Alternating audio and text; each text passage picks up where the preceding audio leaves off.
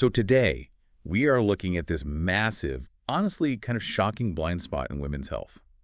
We have a huge stack of clinical guidelines, physiotherapy blogs, and women's health clinic FAQs right in front of us. It is quite the stack. Yeah, it really is. And our mission for this deep dive is to sort through all of it to answer one highly specific, really eye-opening question. Can postpartum vaginal dryness actually be mistaken for looseness? Which is a question that, frankly, completely upends how we think about postpartum recovery. I mean, we assume we understand what happens to a woman's body after childbirth, but the mechanics of what is actually occurring are, well, they're often completely misinterpreted by patients. And sometimes even by their providers, And right? absolutely, which makes it so frustrating. I am just so glad we are digging into this because, society focuses so relentlessly on the external bounce back, like losing the baby weight, hiding the stretch marks, trying to fit back into those pre-pregnancy genes. Right. The stuff you can see in a mirror. Exactly.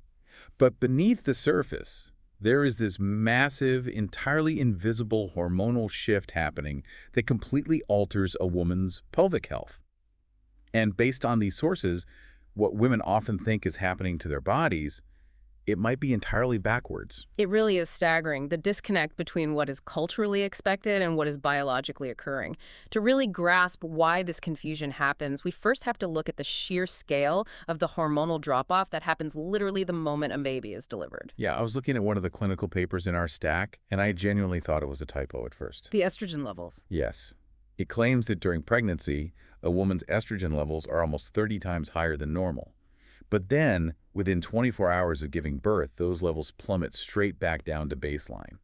Is that actually true, or is the paper, exaggerating for effect? No, the data is absolutely accurate. It is one of the most dramatic, abrupt physiological shifts a human being can experience. Sorry, let me ask that differently. How does the body even process a drop that severe? Well, to answer that, we have to look at what takes over once the estrogen drops, and that would be prolactin. Okay, prolactin. That's the hormone responsible for producing breast milk, right? Precisely. To drive the milk supply, prolactin levels surge.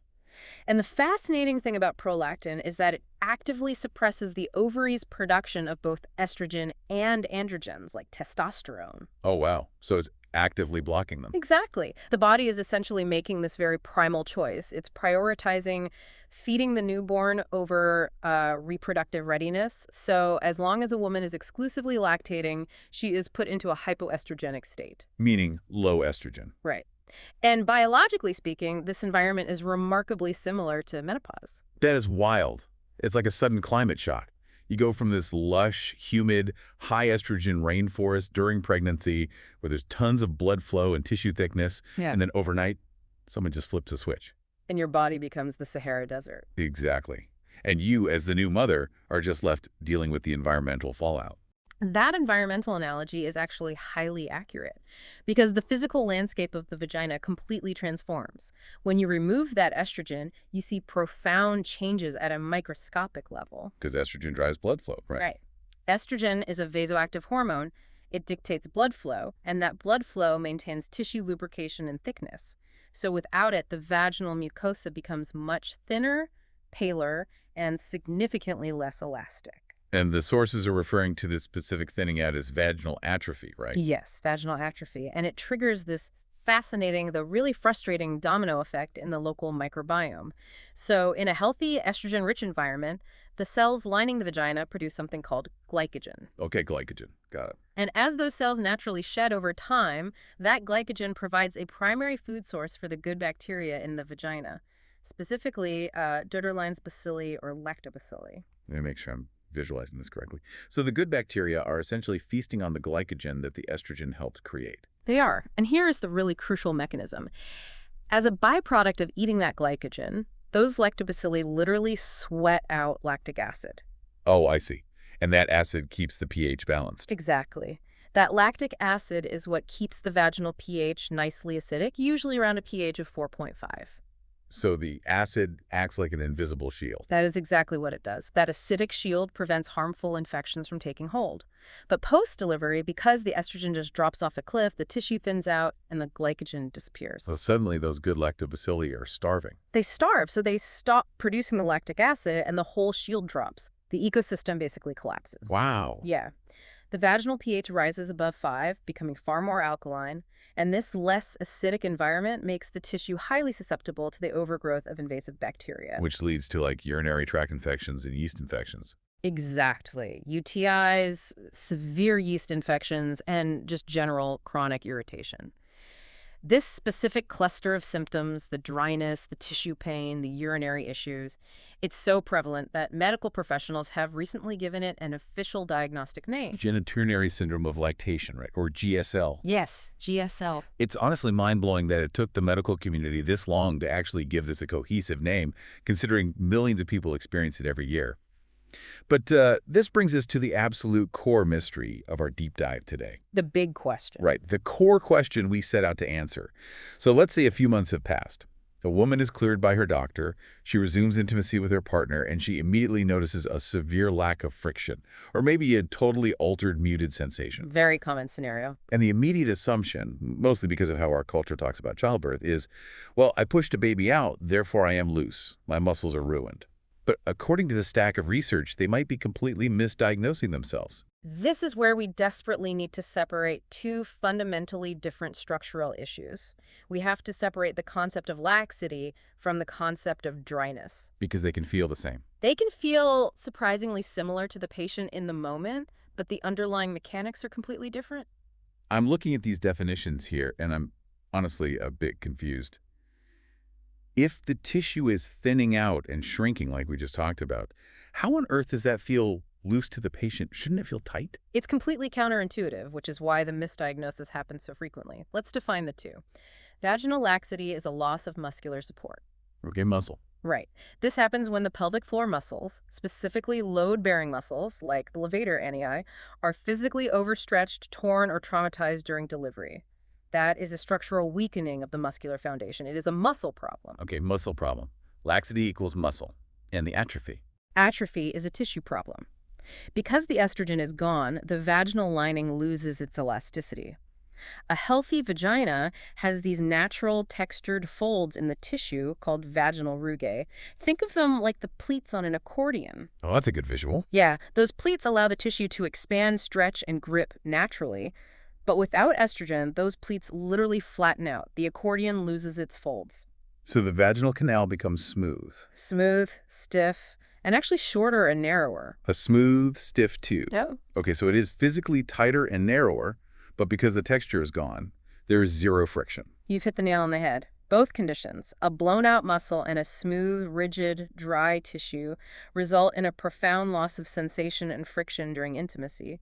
The brain registers a lack of friction and culturally defaults to the assumption of looseness. Which leads us to the most tragic part of this entire research stack, the aha moment that really stopped me in my tracks. The Kegel paradox. Yes. If you are listening to this and you feel that lack of friction, and you just assume you are loose, your first instinct is probably jump on YouTube and start doing aggressive Kegel exercises, right?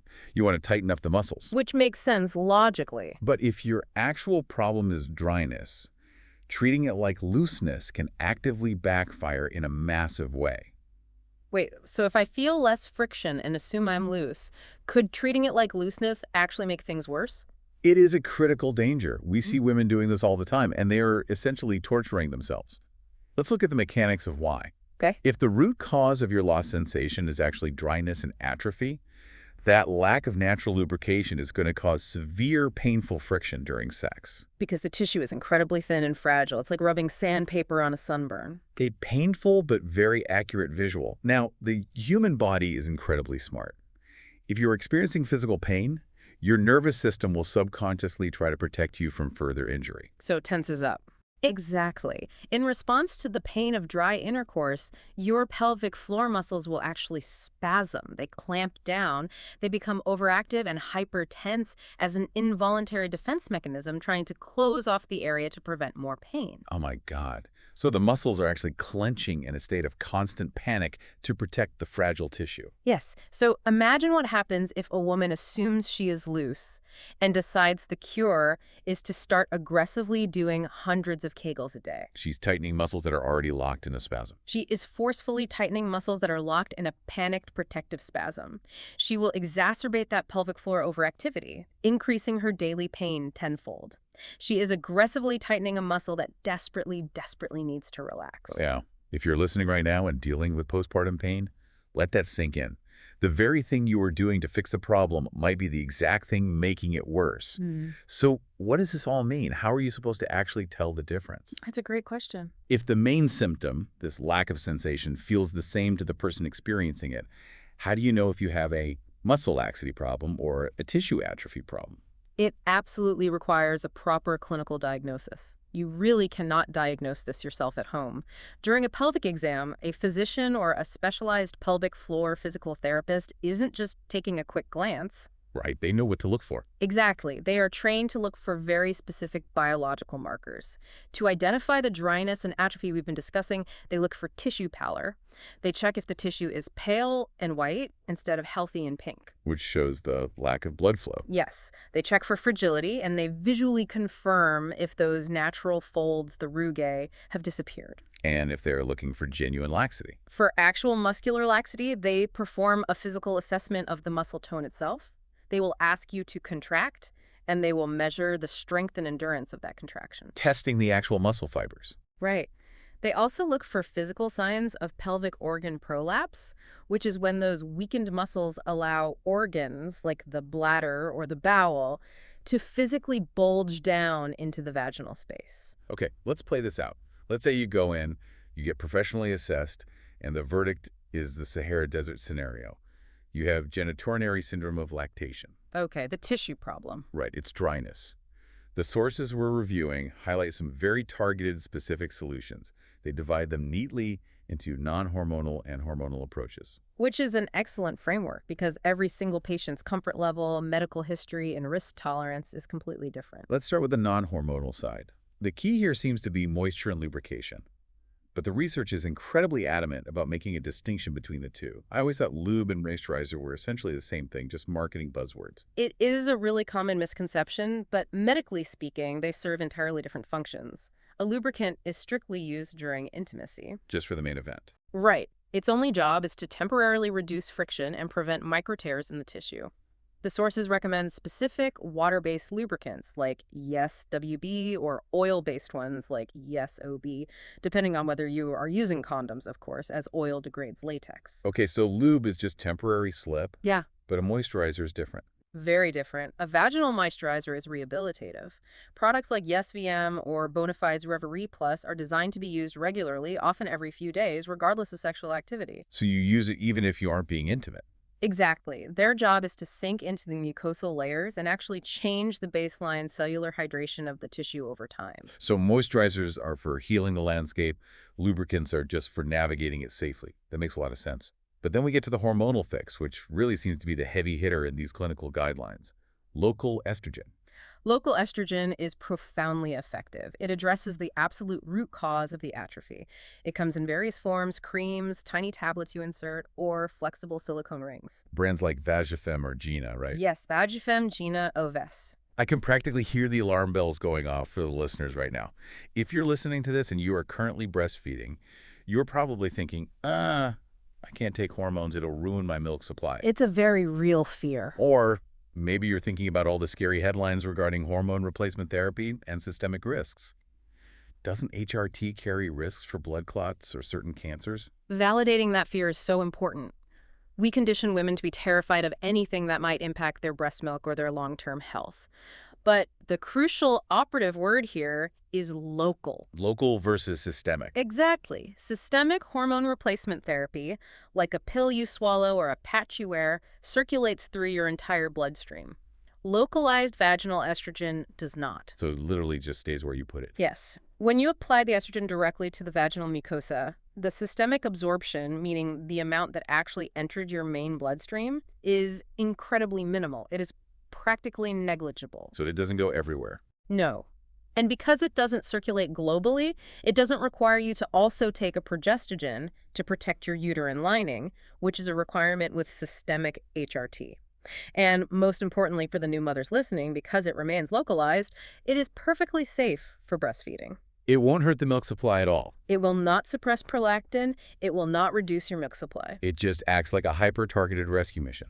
Beautifully stated. It goes straight to the tissue that is starving for it. It plumps the cells back up. It brings back the glycogen, which feeds the bacteria, which restores the acidic pH shield. And it rebuilds those pleats, the rugae. Exactly. It rebuilds the natural rugae. It's incredible that a solution so simple can resolve such a cascading nightmare of symptoms.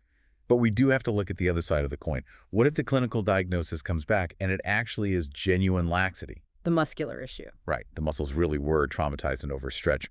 What does the protocol look like then? If the issue is true muscular laxity, pelvic floor physical therapy is universally recognized as the gold standard of care. But tying back to our earlier warning about the Cadel irony, the exercises absolutely must be done correctly. Because if you just blindly squeeze, you might be tightening the wrong thing or ignoring a hidden spasm. Precisely. This is where modern physiotherapy often utilizes biofeedback tools. The literature mentions devices like the LV trainer. Oh, I've seen those. They connect to an app, right? Yes, these aren't just weights. They contain sensors that connect to an app on your phone. They actually measure the force and direction of your muscle contraction in real time. So you can actually see on your screen if you are pulling the muscle up and in correctly versus just sort of bearing down or clenching your glutes. Yes. They provide visual proof that you are targeting the levator ani and not just creating more intra-abdominal pressure. But even with the best physical therapy and the best biofeedback tools, the overarching advice across all of these clinical papers is the one thing nobody ever wants to hear. Oh boy. The dreaded P word. Patience. Yes, patience. We always want a quick fix. I know it is frustrating. But you have to remember that these tissues and muscles have just gone through an extreme athletic event. They are in a profound recovery phase. Right. The guidelines universally recommend a cautious waiting period of at least 6 months postpartum before a clinician should even attempt to assess for any permanent, true laxity. The human body does an astonishing amount of structural healing and tightening on its own, simply given enough time. 6 months is a long time to wait when you are uncomfortable. Right. But let's say that time has passed. You've done the waiting, you've done the pelvic floor PT with the biofeedback. You've put in the work. Right. You've tried the daily moisturizers and the local estrogen, and the issues, whether it's persistent, painful dryness or a severe lack of tone, they're still profoundly impacting your daily life. It happens. Here's where it gets really interesting. I'm looking at the end of our research stack here, and this is where it feels like we veer straight into science fiction. The sources outline advanced, high-tech clinical treatments for when standard therapies fail. Specifically, they talk about shooting lasers into the vaginal canal. It sounds incredibly futuristic, I know, and perhaps a bit intimidating. The clinical papers discuss devices like the FemiLift and the CO2RE Intima lasers. Okay, break this down for me. I am struggling to understand how a laser fixes a lack of hormones or loose tissue. It is all about controlled healing. These devices utilize what is called fractional thermal energy. The practitioner uses a wand to deliver precise microscopic columns of heat into the vaginal wall. Heat columns. Okay. Right. They are essentially creating thousands of tiny microscopic injuries in the tissue. Wait, you are paying a doctor to intentionally damage your tissue. You are. But the damage is so microscopic and so controlled that it essentially acts as an alarm bell for your immune system.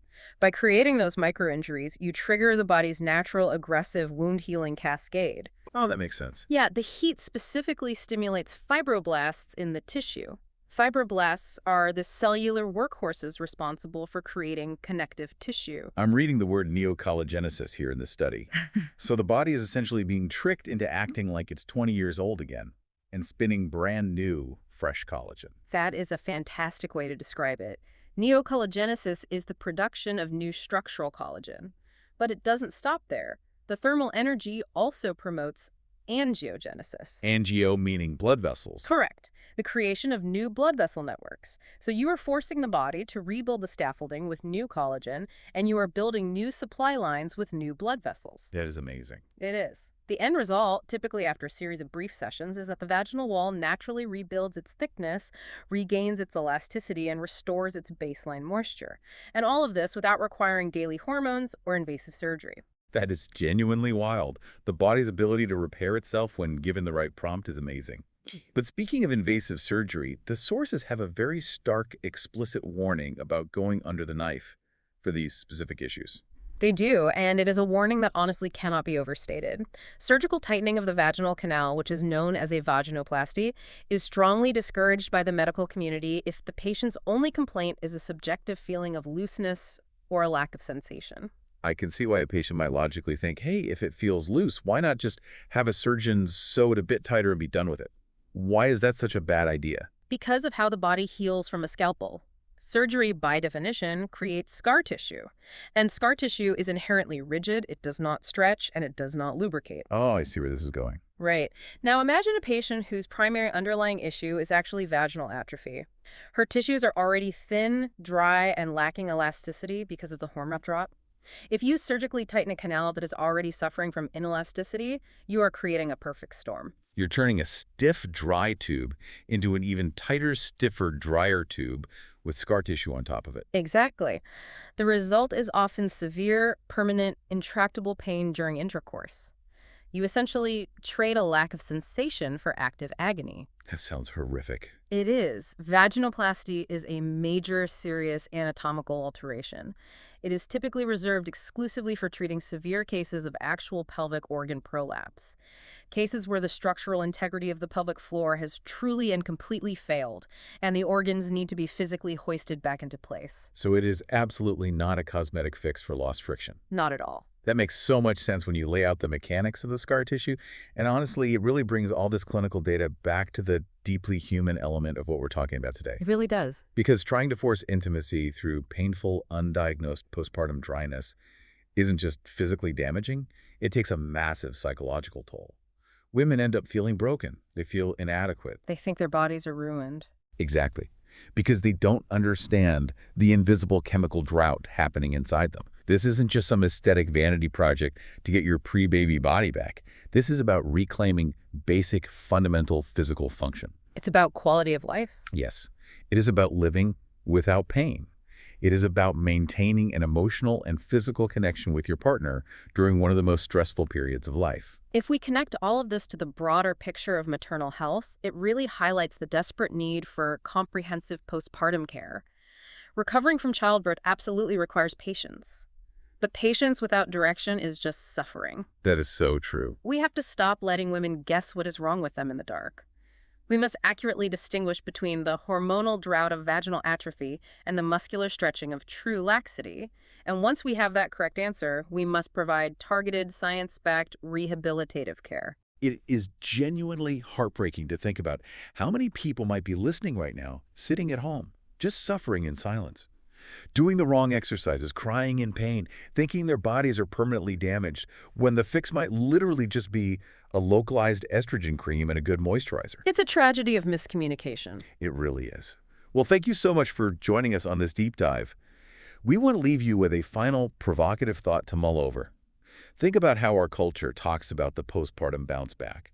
What if that entire conversation is completely, dangerously backwards? We focus obsessively on the visible, external things. We celebrate losing the baby weight quickly. We buy expensive creams to hide stretch marks.